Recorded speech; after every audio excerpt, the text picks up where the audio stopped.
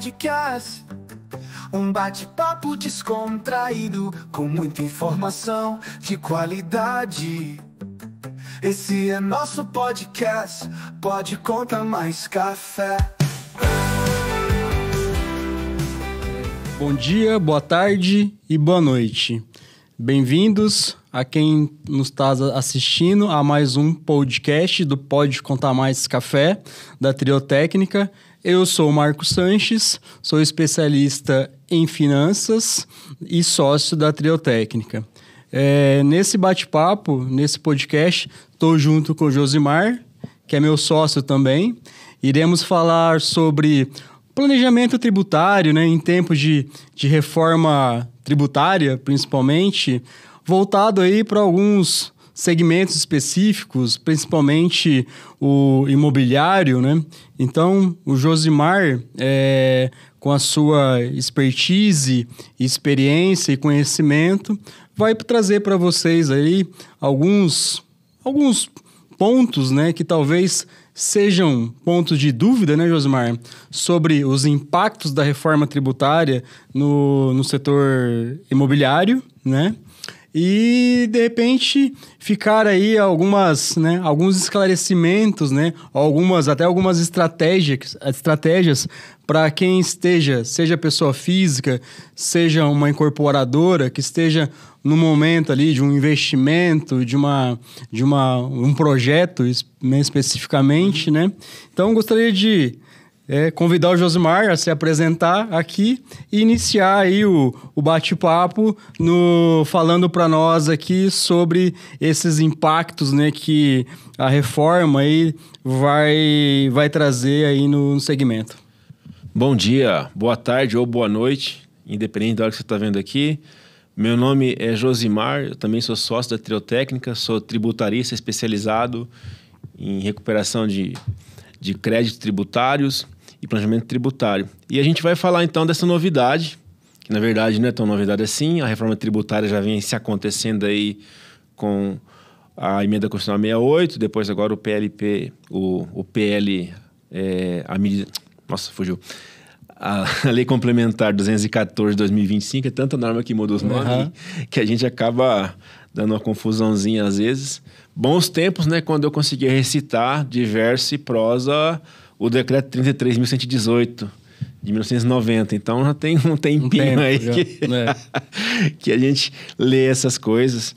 E sobre esse setor, é muito importante a gente falar, porque é um setor que traciona e é uma métrica, né, no PIB e tudo mais. É um termômetro, né, na questão. Tem grande impacto na economia do país, né? Exatamente. Quando as pessoas não estão com a construção civil em andamento, o movimento é que ou tem inflação, ou o mercado está desaquecido, né, por um motivo ou por outro. Uhum. E a reforma tributária vai sim, não são só mudanças, né? Assim, são bastante coisas que vão afetar de forma significativa. Temos boas notícias e outras não tão boas. Mas aí, né, na questão da reforma, né, a gente sabe que ela inicialmente começa a vigorar para valer em 2027, né? Porém, existe o que a gente chama de um regime de transição até lá.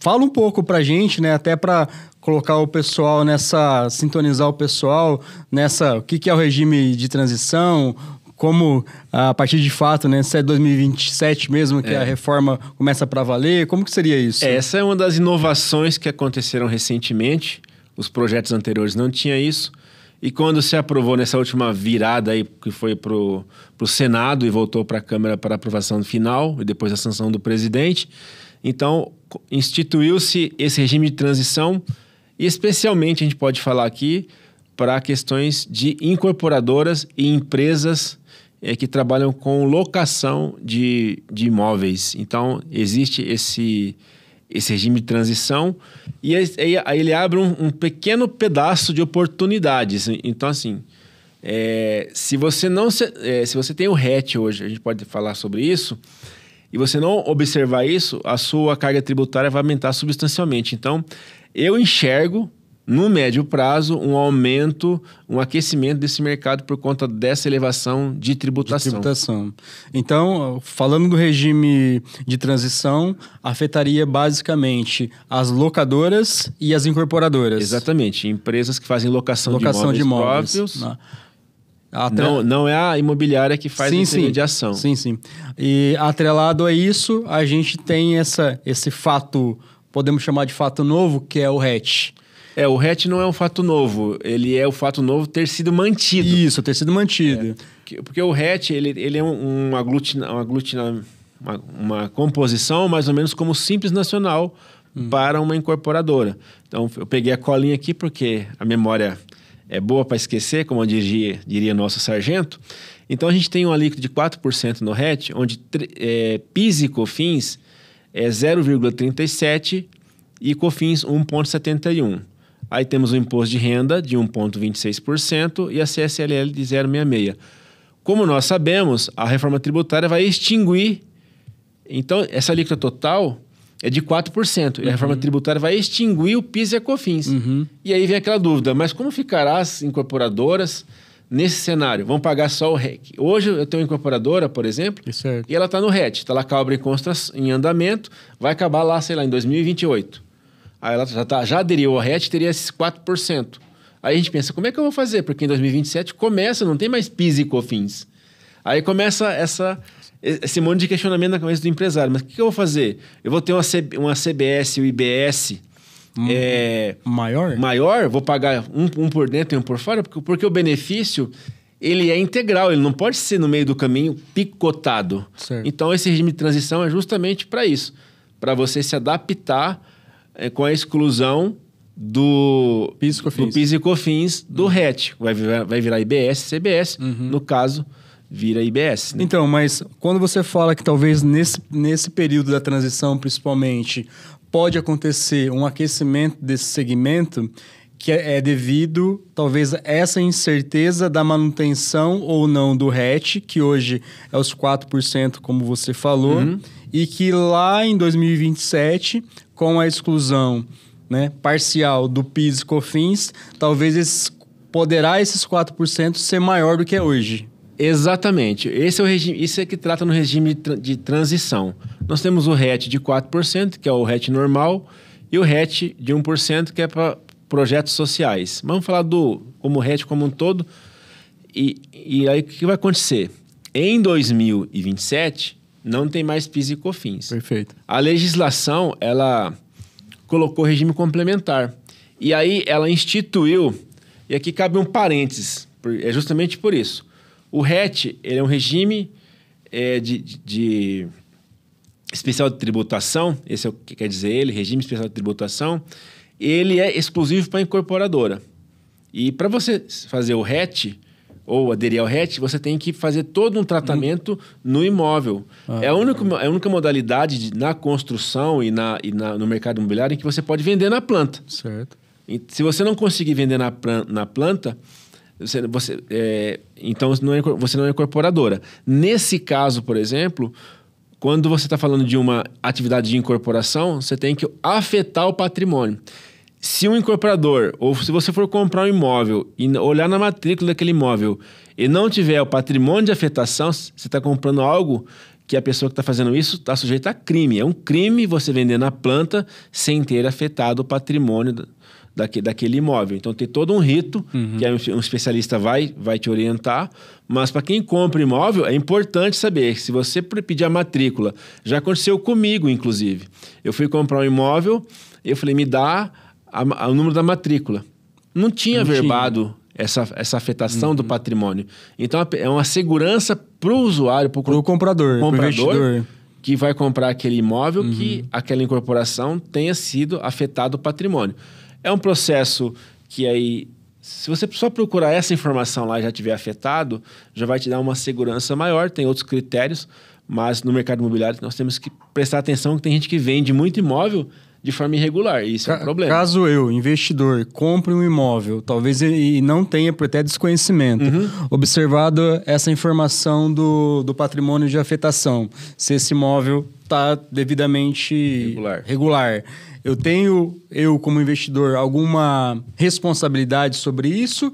Ou isso fica exclusivamente a critério, como você falou, pode até incorrer em um crime sobre a pessoa que está me vendendo? Isso, o crime é pela ótica de quem está vendendo o imóvel na planta ou uma fração daquele imóvel, ou uma forma que seja, em função dele não ter afetado o patrimônio. Perfeito. Quando você afeta o patrimônio, você indisponibiliza aquele bem para o acervo de ativos daquela empresa.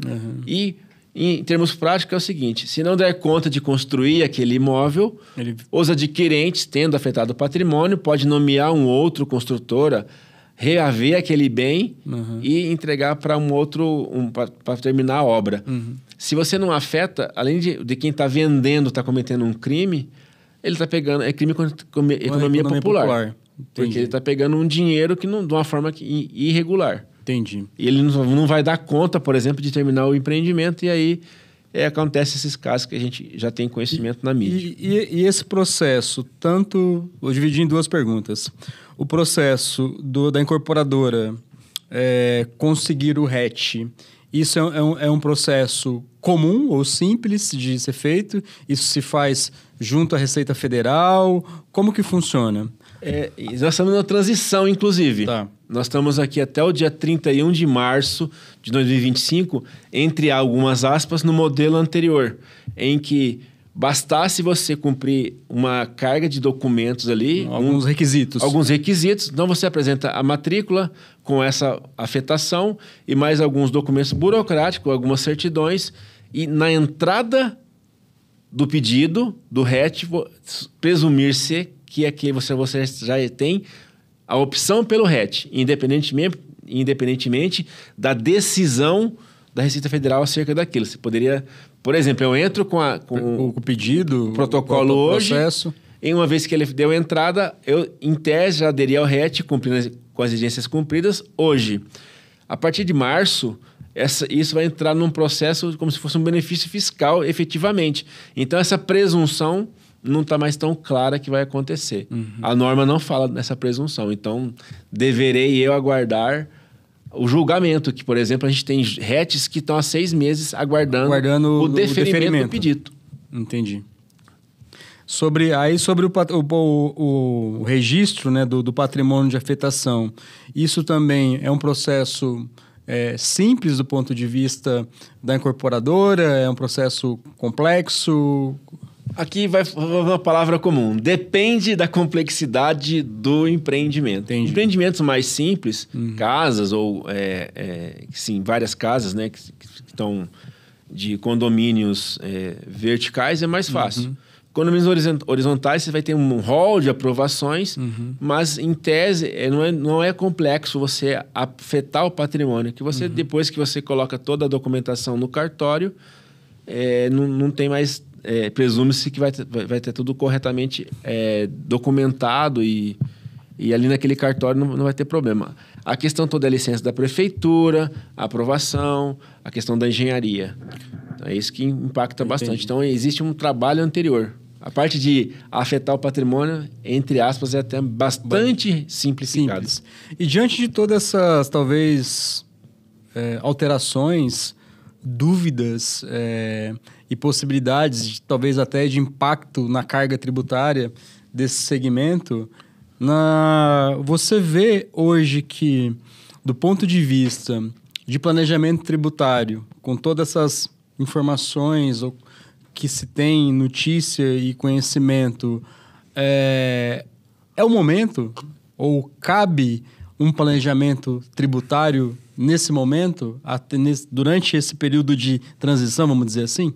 Cabe, e ele vai ser imprescindível e vai determinar quem vai ficar vivo e quem vai ficar pelo meio do caminho. Perfeito. Quem vai seguir à frente. Porque o RET, como eu te disse anteriormente, ele é um benefício fiscal de 4%. Então, do nada, ele não poderia ser suprimido. Criou-se, então, essa regra de transição em que as empresas que conseguirem o RET até 31 de dezembro de 2028 serão tributadas em 4%. A diferença é que vai estar segregado. Então, quando a gente olha...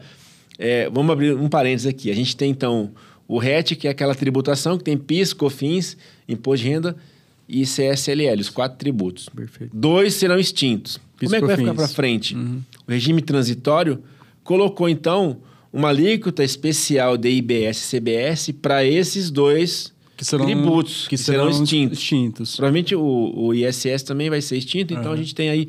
Mas vamos falar que esses 2 serão substituídos por uma alíquota específica de IBS e CBS para quem está nesse regime.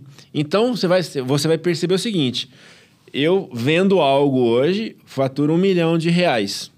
4. Aí eu pagaria 4%. Agora eu vou pagar um pouco menos, porque 2 impostos serão suprimidos. Porém... Aí eu vou ter que pagar um outro DARF, então mecanicamente não mudou nada, só mudou a prática. Eu vou pegar um outro DARF, ou um outro pagamento, com a diferença desses 2 tributos que estão sendo suprimidos do RET. Mas é um regime transitório. Então, mas não é possível afirmar ainda que desses 4%, que parte desses 4 é PIS e COFINS que serão extintos, se esses que serão extintos serão substituídos por outro de percentuais maiores que elevarão os 4% atual para um outro patamar. É possível afirmar isso já hoje? Já. Nós teremos aqui um CBS de 2,08, que é aquilo que foi suprimido, que é as percentuais... Do PIS e COFINS. Do PIS e COFINS. Perfeito. Como eu disse anteriormente, é 0,37 para PIS e 1,71 para COFINS. Perfeito. Então, a gente vai entrar no IBS diferenciado. Só que ele não vai entrar no regime geral.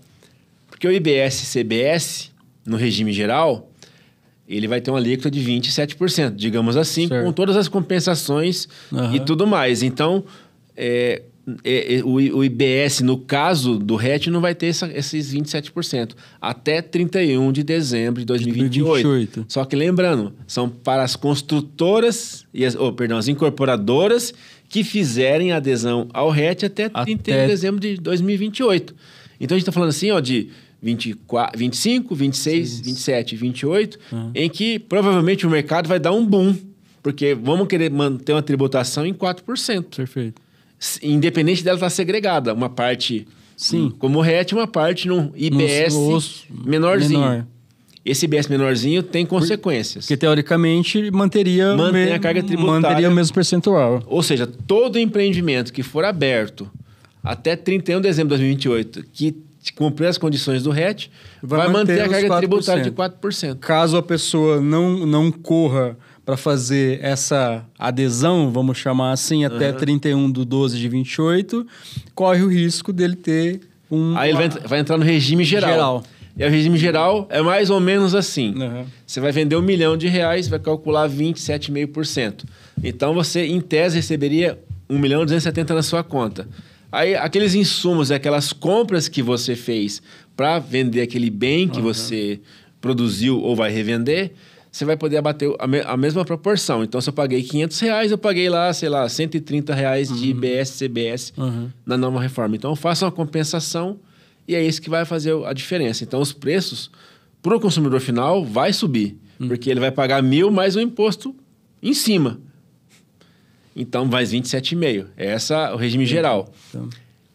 Aí vamos voltar para a construtora. Como o RET vai ter essa alíquota diferenciada, essa alíquota específica, as empresas que venderem, as incorporadoras que venderem esse imóvel, não darão direito de crédito a quem comprar. Perfeito. Então, quem comprar um imóvel, por exemplo, não tem crédito. E a empresa for beneficiada pelo RET... Não tem crédito. Não tem crédito, não vai poder se apropriar do crédito.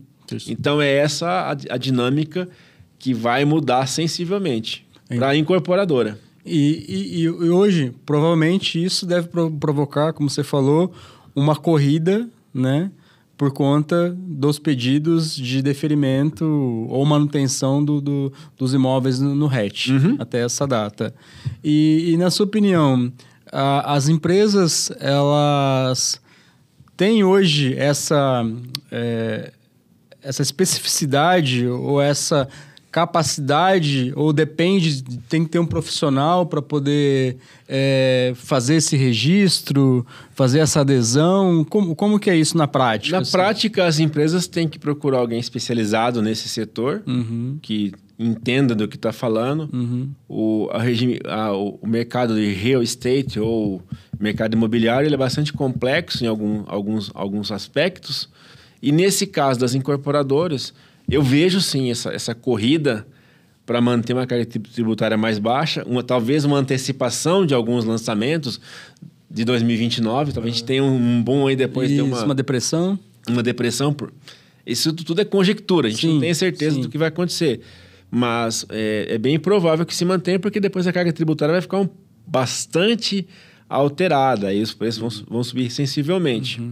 Quando você fala do profissional, tem que ter alguém que tenha essa leitura, que faça essa visão, que esteja antenado, que esteja preocupado em ler, em entender o mercado e passar essa visão para o empresário. Porque às vezes ele nem está sabendo disso.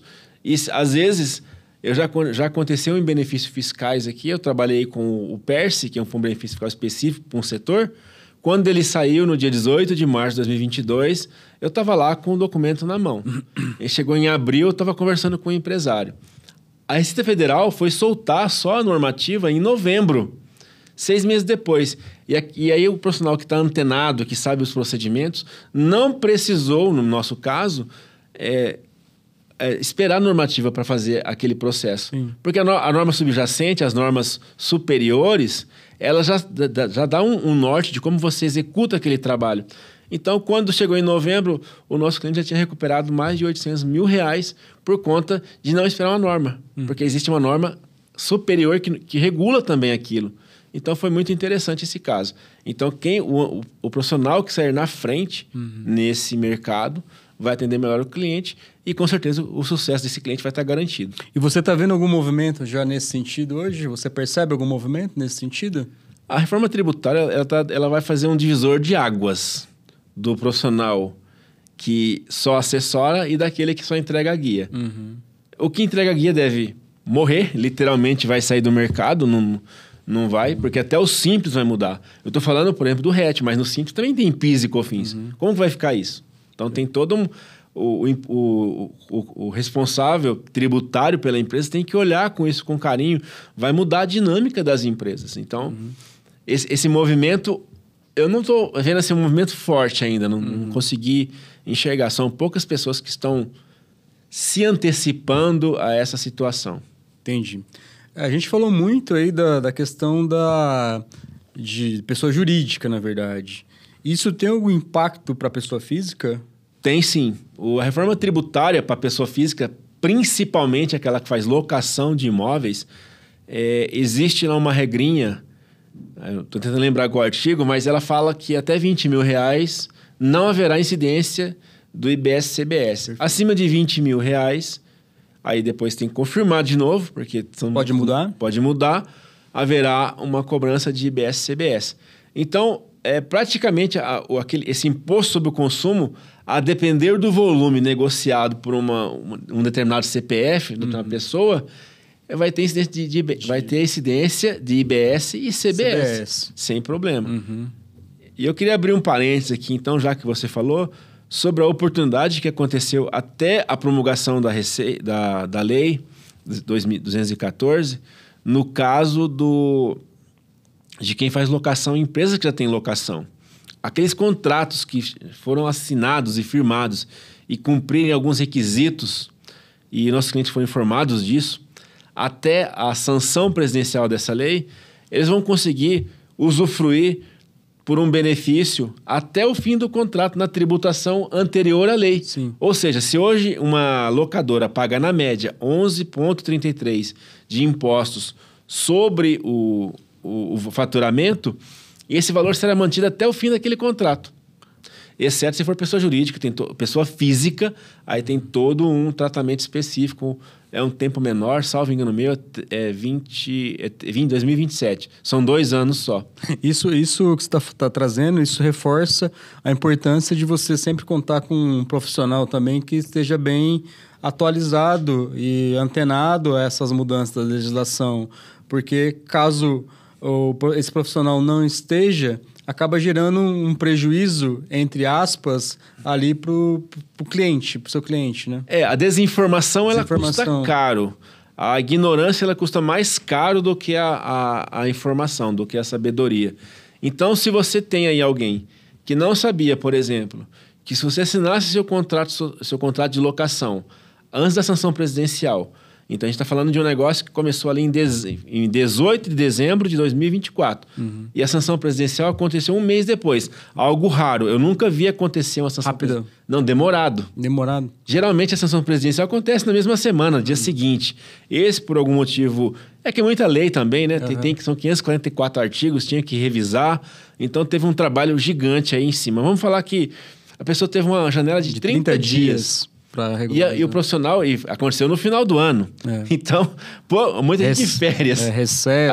A gente mandou no dia 19 ou 20, dia 22, salvo engano meu, eu não lembro se foi quinta ou sexta-feira, para o cliente essa informação. Olha, você está com um contrato em andamento, dê um jeito de assinar e reconhecer firma, ou faça assinatura via certificado digital para ter essa evidência, para cumprir os requisitos da lei, para que você possa usufruir desse regime transitório. Então, quem aproveitou até a sanção da lei tem esse benefício, porque também é um regime transitório para locadoras de imóveis. Entendi. Então, são coisas que você não pode perder o fio da meada porque jogou dinheiro fora. Aproveitando que a gente está falando desse tema da reforma, né? Eu acho que tem tudo a ver com esse papo. E eu acho que cabe aqui uma definição, né, do CBS e do IBS também. Eu acho que aproveitando o contexto, eu acho que como, né, o tema, a gente está navegando ali, abordando a reforma, então fala um pouco sobre o CBS e o IBS. O CBS é contribuição de bens e serviços, ele substitui os impostos federais. E aí eu só preciso agora lembrar. E aí o IBS é imposto de bens e serviços. Tem uma confusão. Então, esse IBS vai ficar para substituir ICMS, ISS e o CBS, PIS, COFINS e o IPI. IPI. Entendi. Então, são impostos, a unificação foi nesse sentido. Você vai, teoricamente, pegar um monte de impostos e consolidar. A ideia era um único imposto. Aí conseguiram segregar em dois. Serviço e bens, vamos dizer assim, genericamente. Federais e aí federais de um lado e municipais estaduais do outro. E aí cada município vai poder regular, inclusive, a alíquota desse valor, desse imposto. Entendi. Então, na sua opinião hoje, para quem tá ouvindo a gente, né? Você... o que você sugeriria, assim, para uma pessoa que está numa situação dessa, nesse momento, e talvez ali ainda está com pouca informação a respeito? Qual seria a sua sugestão, né, ou recomendação nesse momento de empresários ou pessoa física que esteja numa situação como essa agora? Olha, eu vou falar o princípio básico de qualquer planejamento. Você tem que... a maior dificuldade do empresário brasileiro é ter um tipo de controle e saber o que ele faz com aquele monte de informação. Então, às vezes ele não tem um fluxo de caixa, às vezes não tem tem uma dificuldade em entender a contabilidade. Então, eu vou usar aquela frase, oncotô. Oncotô com as minhas informações. O que eu tenho de base de informação para eu trabalhar. Porque se você não souber exatamente o seu custo, a sua carga tributária, ter referências mínimas sobre isso, você não consegue olhar para frente e planejar a reforma tributária. Ela vai mudar tudo em relação ao que é hoje. Principalmente, uma coisa muito importante que eu acho que as pessoas têm que ter muita consciência aqui é que existe a previsão na reforma tributária do split payment. O que é isso? Hoje, você fatura 10 milhões de reais. Você tem ali, vamos imaginar que você tem 18% de ICMS. Perfeito. Então, você tem 1.800.000 reais que está na sua conta e que fica até quando? Até, geralmente, o dia 20 do mês seguinte. Que é o recolhimento. Então, se você recebeu 10 milhões esse mês, você tem aí 40 dias para trabalhar. Com o split payment, isso vai acabar. 1.800.000 não vai mais estar na sua conta. Você vai continuar com o mesmo preço vai ficar líquido. Então, é como se fosse uma retenção na fonte. É retenção na fonte. Então, você não vai ter mais esse dinheiro. E no Brasil, a gente sabe que o cash runway, que é o tempo de vida aí que as empresas têm com dinheiro no caixa, a gente viu na pandemia, tem empresa que não conseguia trabalhar 15 dias. Então, praticamente, vai ser diminuído porque vai ter menos fluxo de caixa ainda nesse negócio. Muita gente faz giro, né? Faz giro com esse imposto. Com esse imposto. E esse imposto não vai dar mais essa possibilidade. Esse fôlego. E aí você vai ter que trabalhar o seu caixa. E aí você tem um tempo, talvez até 2027. Você tem 2 anos agora para trabalhar o seu modus operandi, porque talvez você daqui 2 anos não tenha mais o imposto que você usa hoje para girar o seu caixa. Entendi. Então, o planejamento aqui que você perguntou, se eu tivesse dar uma dica, comece olhando para esse financeiro. Como é que eu me organizo para esse pior? Porque esse é o pior que pode acontecer, você não ter o dinheiro disponível para gerar a sua operação. E nessa linha que você está falando do empresário ter a clareza dos números, ter a clareza do fluxo, ou um orçamento que seja, ou do seu próprio custo especificamente, é importante. Hoje, talvez com as informações já existentes, é possível você simular o impacto dessas novas tributações frente à tributação atual, que você pode, desde que você tenha conhecimento da sua informação atual. Se você não tiver também, não resolve nada. Exatamente. Foi o que eu falei. Então, oncotou para oncovou. Então, se você não sabe onde você está, contrate um profissional para te falar onde você está. Você nem vai começar pela contabilidade ou pelo tributário. Vai começar pelo financeiro. Eu conversei... A gente tem um caso emblemático em que a pessoa fatura múltiplos... existe o tal do 6 em 7, né? Eu nem sei falar. A pessoa fatura mais de milhões de reais e controla no Excel. Não estou falando de 10 milhões, 30 milhões de reais. Estou falando de uma empresa que fatura muito mais que isso e faz o controle no Excel. Quer dizer, não tem controle. Ela é insano. Então, tem que organizar primeiro todo esse arcabouço de informações, de dados. E aí fala, o que eu tenho aqui na mão? Aí você agregar. Porque assim, você vai qualificar, inclusive, o seu fornecedor. Você vai ter que olhar assim, se eu comprar esse caderno aqui de uma empresa do Simples, eu vou ter crédito? Não. Mas, de repente, se eu comprar de uma outra empresa, eu vou ter o crédito. Então, você vai ter esse problema. Quem é o seu concorrente agora que vai dar o crédito e não vai dar o crédito da IBS para você e do CBS? Então, quando você for fazer uma compra, o seu comprador vai ter que ser um cara qualificado para entender isso. E a maioria das pessoas hoje, salvo algumas exceções, não tem essa expertise. Então, o comprador vai ser um cara agora que vai ter mais importância, de repente, do que o gerente financeiro. Então, mas aí desde que ele tenha também essa capacidade, esse conhecimento. Exatamente. Então, essa função, né? Ou posição, ela vai ter que ter uma qualificação mais relevante. Mais relevante, né? Porque isso vai impactar, né, lá na sua margem final. Se o cara comprar mal, possivelmente você vai ter um impacto no seu resultado, né? Então, não é simplesmente preço por preço. Não adianta eu olhar o preço final. Eu tenho que olhar se dentro do montante daquele produto, se isso me gera crédito, se não gera, qual que é o impacto na minha operação. Exatamente. E vai mudar um pouco também o jogo, porque hoje as empresas do Simples, principalmente, dão crédito. O crédito vai ficar mais restrito, mais ridículo ainda.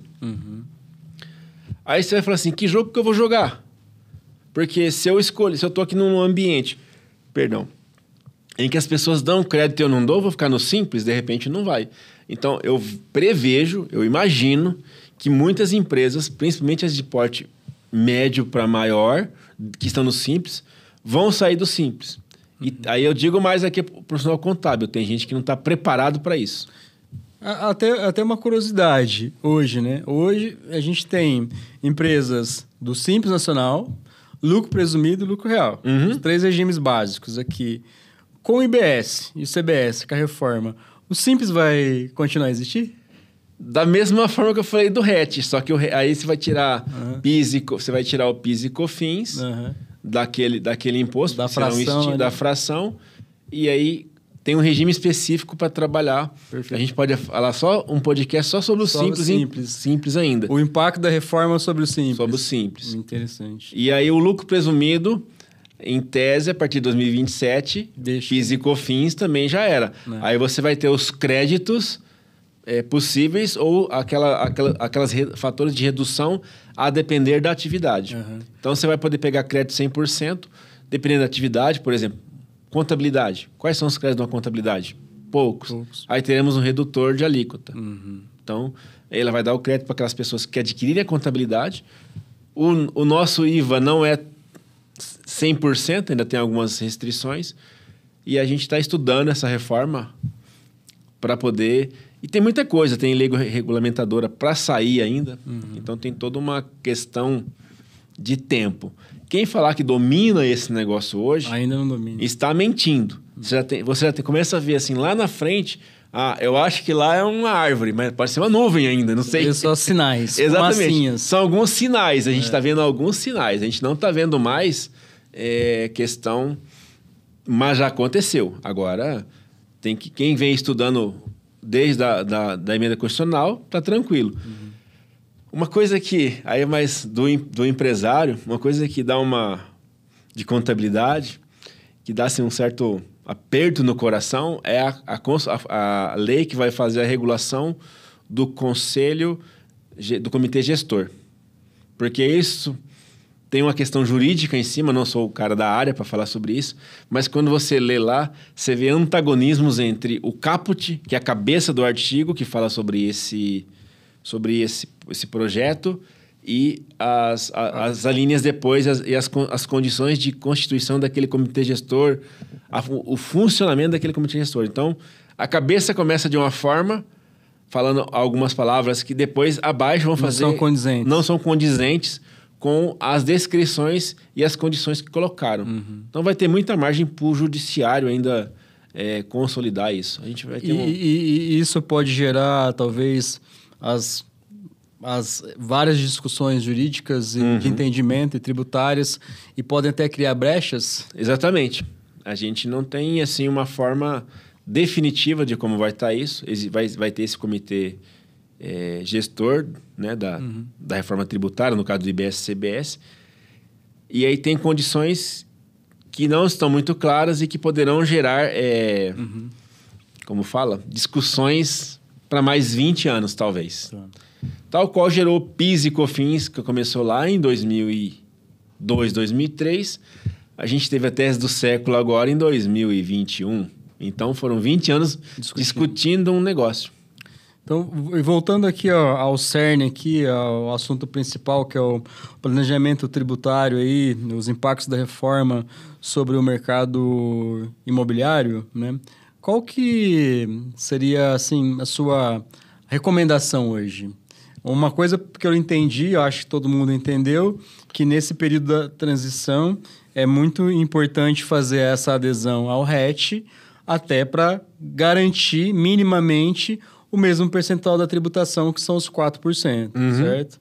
Então, assim, você teria alguma recomendação mais específica que o empresário, nesse momento, aquele que ainda não se mexeu, sabe? O que ele teria que fazer? Vai procurar quem? Qual são os próximos passos, na sua opinião? Primeira coisa, olhar a carteira de lançamentos dele, porque são incorporadoras. Beleza. Aí, discutir lá com a engenharia e todo mundo que faz o lançamento, o que dá para antecipar. E olhar o impacto daquilo.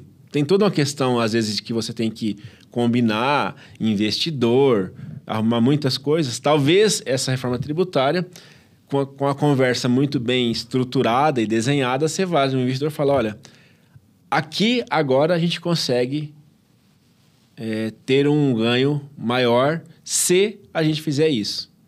Depois não sabemos. Não garante. E aí a pessoa, de repente, seja impelida a fazer agora, a apressar o investimento. Uma antecipação desse investimento. Exatamente. Que talvez estava programado para 29. Com algum investidor, seria importante ter clareza desse fato, dessas coisas. Falar assim, olha, se a gente antecipar talvez 1 ano, 6 meses, nós consigamos manter isso.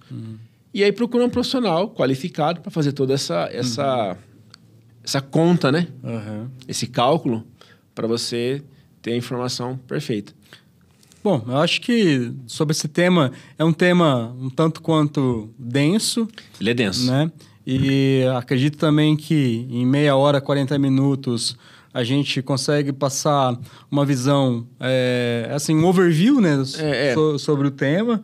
E o ideal é que, né, caso, né, você assistindo esteja numa situação dessa, procure o profissional, como o Josmar falou, nos procure, deixe suas mensagens, suas dúvidas, que nós estamos preparados aí para poder auxiliá-los nesse caminho, né? Principalmente durante o regime tributário e até em demonstrar, né, os benefícios dessa antecipação de fazer o pedido do RET durante o regime de transição a fazer após o regime de transição. São contas a serem feitas e, no mais, estamos à disposição. Deixa aí a sua dúvida aqui nos comentários. Contate a gente pelas redes sociais e à disposição para qualquer esclarecimento.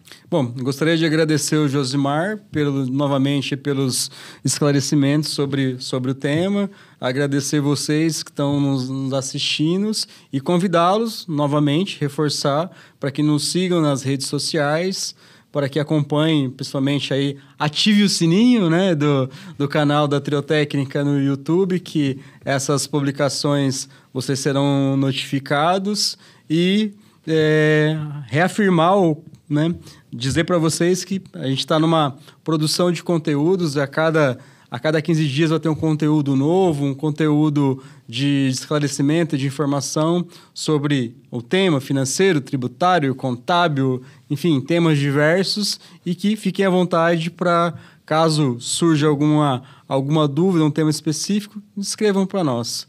Muito obrigado, até a próxima. Até a próxima. Seja bem-vindo ao nosso podcast. Um bate-papo descontraído, com muita informação de qualidade. Esse é nosso podcast, Pode Contar Mais Café.